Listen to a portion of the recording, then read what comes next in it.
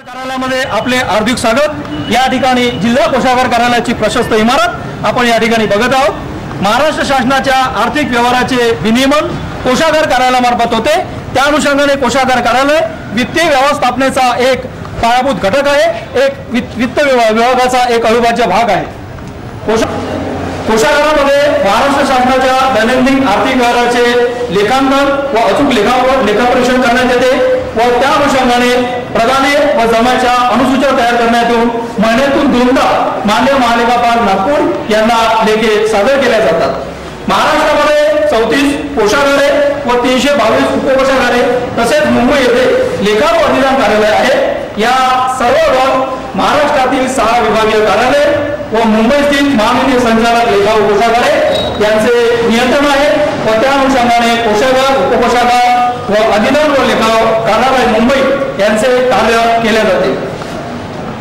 कोषागारामध्ये 100% संगणकीकरण करण्यात आलेलं आहे व त्या अनुषंगाने ट्रेझरी नेट ही प्रणाली राबवण्यात येऊन त्या अनुषंगाने महाकोष या वेबसाईटवर विविध आज्ञावली राबविण्यात येत आहेत। कोषागारामध्ये महाराष्ट्र शासनाच्या सेवेमध्ये कार्यरत असणारे अधिकारी, कर्मचारी, जिल्हा परिषदेचे प्रधाने, निवृत्तीवेतनधारक, स्वीय प्रपंच लेखा, राष्ट्रीय निवृत्तीवेतनधारक तसेच सुरक्षा कक्षाचे अचूक कामकाज करण्यात येते।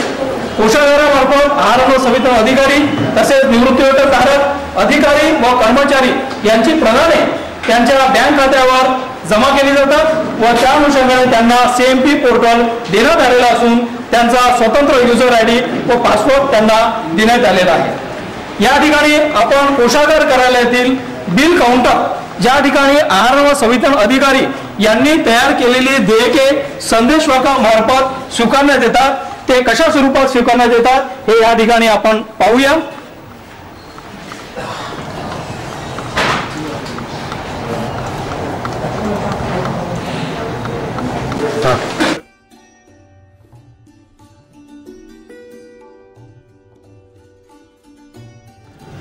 आहार व संवितरण अधिकारी तथा त्यांचे अधिकृत संदेशवाहकाद्वारे कोषागारात देयके सादर केली जातात। सदर देयके सादर करताना विविध कोषागार अधिकारी यांनी प्रमाणित केलेल्या नोंदवहीत सादर केली जातात। सदर नोंदवहीत देयकाची नोंद तथा आहार व संवितरण अधिकारी यांची स्वाक्षरीची खात्री केल्यानंतरच स्वीकारली जातात। सदर देयके बारकोडद्वारे संगणक प्रणालीत स्वीकारून त्यांचे एकत्रीकरण करून ऑडिटर निहाय ऑडिट शाखेकडे वर्ग करण्यात येतात।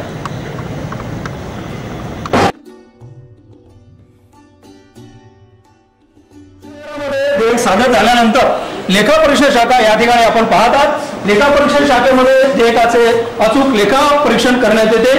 देयकाचे महाराष्ट्र कोषागार नियम, महाराष्ट्र आकस्मिक खर्च, मुंबई वित्तीय नियम व वेळोवेळी शासनाने निर्गमित केलेले शासन निर्णय व परिपत्रकाच्या अन्वये प्राप्त झालेले देयकाचे अचूक लेखांकन या ठिकाणी करण्यात येते। त्याची तपशीलवार बाबी कशा आहे ते या ठिकाणी आपण पाहूया।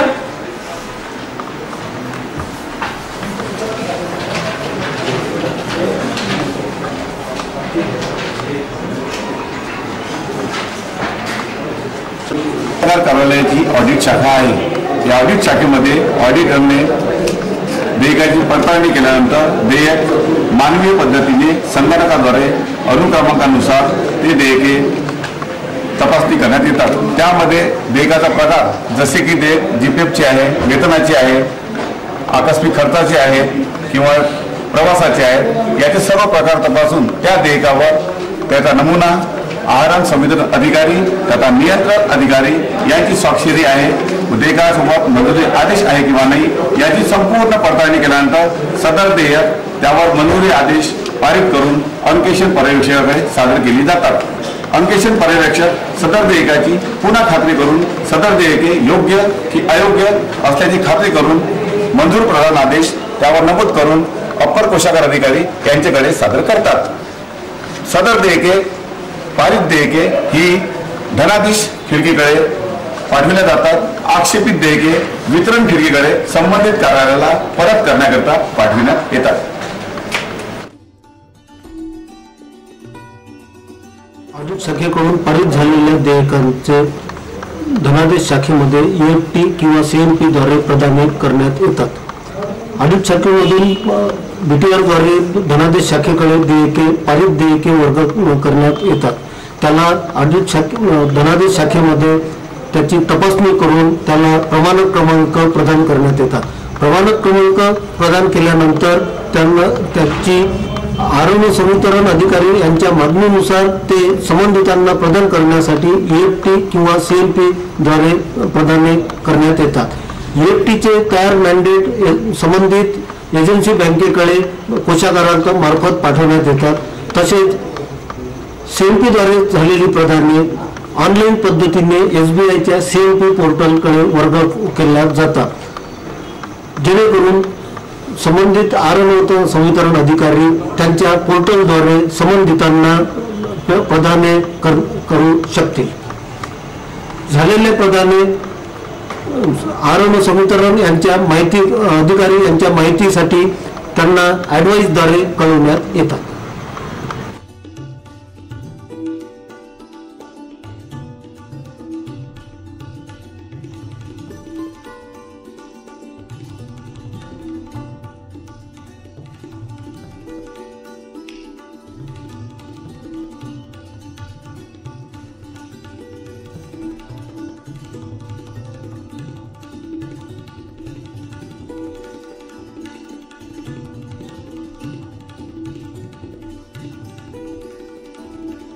निवृत्तीवेतन शाखा कोषागारातील एक अत्यंत महत्त्वाची अशी शाखा आहे।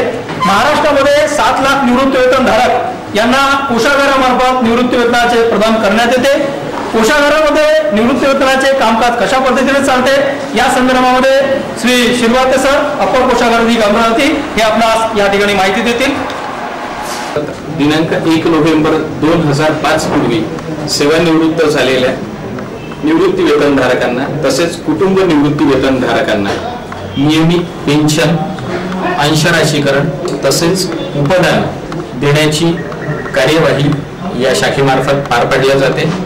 त्यानुसार महालेखाकार कार्यालयाकडून प्राधिकार पत्र प्राप्त झाल्यानंतर कोषागार कार्यालयामार्फत त्यांची ओळख पटवण्यात येते व त्यांना देय असणारे सर्व त्यांचे क्लेम्स CMP या पद्धतीद्वारे डायरेक्टली त्यांच्या खात्यात जमा करण्यात येतात।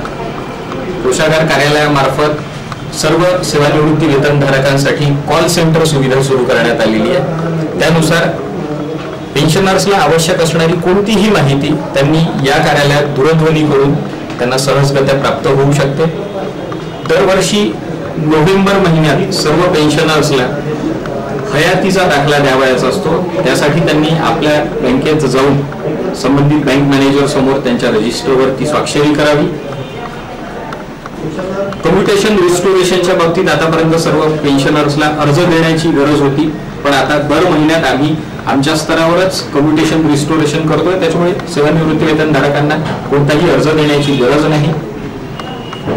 दरवर्षी मिळणाऱ्या पेन्शन मधून जी इन्कम टॅक्सची कपात केल्या जाते ही इन्कम टॅक्सची कपात होऊ नये म्हणून सर्व सेवानिवृत्ती वेतनधारकांना विनंती करण्यात येते की त्यांच्या ज्या काही इन्व्हेस्टमेंट्स आहेत, बचती आहेत, टॅक्स वाचवण्याचे जे काही त्यांनी मार्ग अवलंबले असतील त्याचे सर्व डिटेल्स त्यांनी कोषागारात नोव्हेंबर-डिसेंबर महिन्यात उपलब्ध करून द्यावे, जेणेकरून त्यांना त्यांच्या नियमित पेन्शन मधून आम्ही इन्कम टॅक्स कपात करणार नाही। दिनांक 1 नोव्हेंबर 2005 नंतर जे कोणी कर्मचारी शासन सेवेत प्रथमतः येत असतील त्यांच्यासाठी नवीन परिभाषित अंशदायी योजना सुरू करण्यात आलेली आहे। सदर ही स्कीम केंद्र शासनाच्या न्यू पेन्शन स्कीमला अटॅच करण्यात आलेली आहे।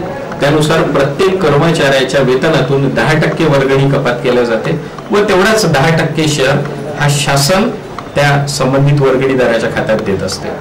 IRDAच्या नॉर्म्स नुसार ही सगळी रक्कम शेअर मार्केटमध्ये त्याचप्रमाणे शासकीय रोख्यांमध्ये सुद्धा गुंतवली जाते, जेणेकरून या योजनेमध्ये समाविष्ट असणाऱ्या सर्व कर्मचाऱ्यांना त्यांच्या सेवानिवृत्तीनंतर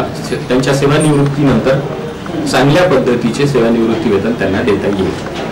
यापूर्वी राज्य सरकारी कर्मचाऱ्यांना सेवानिवृत्त झाल्यानंतर वैद्यकीय उपचाराकरता कुठलीही विनामूल्य सेवा उपलब्ध नव्हती। त्यामुळे महाराष्ट्र शासन निर्णय 9/7/2014 अन्वये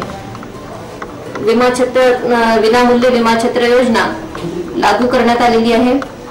या योजनेमुळे या योजनेमध्ये सहभागी असलेल्या सर्व शासकीय कर्मचाऱ्यांना शासन निर्णयामध्ये समाविष्ट असलेल्या जवळपास 1200 हॉस्पिटलमध्ये विनामूल्य उपचार घेता येतो आणि त्यांना या योजनेमध्ये सहभागी होण्याकरता कुठल्याही वैद्यकीय तपासणीची आवश्यकता राहत नाही. नमस्कार. आता आपण कोषागार कार्यालयाच्या स्वीय प्रपंच लेखा या शाखेचा परिचय करून घेऊ. स्वीय प्रपंच लेखा हा बँकेच्या चालू खात्याप्रमाणे असणारी ही व्यवस्था आहे. अनेक कार्यालयांकडे महसूल जमा होतो व त्याबरोबरच त्यांना तो महसूल खर्च करण्याची सुद्धा आवश्यकता असते. नियमित कोषागारामध्ये देयक सादर करणे व तो पारित होणे यामध्ये किमान 3 ते 4 दिवसांचा कालावधी जाण्याची शक्यता असते. त्यामुळे ही व्यवस्था अशा कार्यालयांना उपलब्ध करून देण्यात आलेली आहे. यामध्ये संबंधित विभागामार्फत स्वीय प्रपंच लेखा उघडण्याची परवानगी दिली जाते. माननीय महालेखापाल यांचे प्राधिकार पत्र प्राप्त झाल्यानंतर कोषागार कार्यालयामध्ये या स्वीय प्रपंच लेखा उघडला जातो. ज्याकरिता प्राधिकृत करण्यात आले असेल अशा बाबींकरिताचीच रक्कम या खात्यामध्ये जमा केली जाते व संबंधित प्रशासकामार्फत त्यांच्या आवश्यकतेनुरूप धनादेश कोषागारामध्ये सादर करून या खात्यातून रक्कम आहरित करण्याची व्यवस्था उपलब्ध करून देण्यात आलेली आहे. संबंधित प्रशासक, महालेखापाल आणि कोषागार कार्यालय यांच्या कडे असणाऱ्या शिल्लक रकमेचा ताळमेळ दरमहा आणि दर आर्थिक वर्षाच्या अंती अशा दोन्ही प्रकारे घेतला जातो.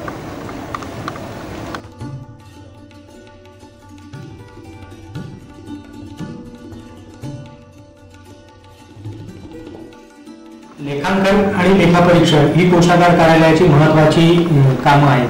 त्यापैकी लेखांकनाचा संपूर्ण भाग संकलन शाखेने उचललेला आपल्याला दिसून येतो. कोषागार कार्यालयामार्फत आणि उपकोषागार कार्यालयामार्फत जी देयके पारित केली जातात आणि बांधकाम विभाग आणि वन विभाग यांची पतपत्रे तसेच स्वीय प्रपंच लेख्याची धनादेश, मुद्रांक या सर्व बाबींकरिता जे प्रदाने केली जातात त्या प्रदानांचे तसेच बँकेमार्फत जो महसूल गोळा होतो त्या महसुलाचे, जमेचे आणि खर्चाचे लेखांकन लेखाशीर्षनिहाय या शाखेमध्ये तयार केले जाते. हे तयार झालेले लेखे महिन्यातून 2दा माननीय महालेखापाल यांना सादर केले जातात. पारित झालेल्या जी देयके आहेत ती त्यानंतर प्रमाणके म्हणून ओळखली जातात. या लेखांकनाची आणि प्रमाणकांची माहिती कोषागार कार्यालयामार्फत कोषवाहिनी या संकेतस्थळावर उपलब्ध करून दिली जाते. त्यामुळे आता उपकोषागार स्तरावरच्या अधिकाऱ्यांना आपल्या देयकांच्या प्रमाणक क्रमांकाकरिता कोषागार कार्यालयाकडे येण्याची कोणतीही आवश्यकता उरलेली नाही. सध्या लेखांकनाचे हे काम ट्रेझरी नेट व्हर्जन 3 या संगणकीय प्रणालीद्वारे केले जात असल्यामुळे ते अधिक अचूक, गतिमान पद्धतीने तसेच अतिशय कमी मनुष्यबळाच्या सहाय्याने तयार केले जाते व यामुळे शासनाला आपल्या वित्तीय व्यवस्थेची एकूण अवस्था त्या क्षणी उपलब्ध झालेली दिसते. देयकांचा निपटारा आम्ही 5 दिवसाच्या आत करतो. कोषागारामार्फत होणारी सर्व प्रदाने ही EFT CLP प्रणालीद्वारे लाभार्थ्याच्या थेट बँक खात्यामध्ये जमा केली जातात. कोषागाराबाबतच्या संपूर्ण माहिती ही कोषवाहिनी या संकेतस्थळावर पाहण्यासाठी सर्वांना उपलब्ध करून देण्यात आलेली आहे.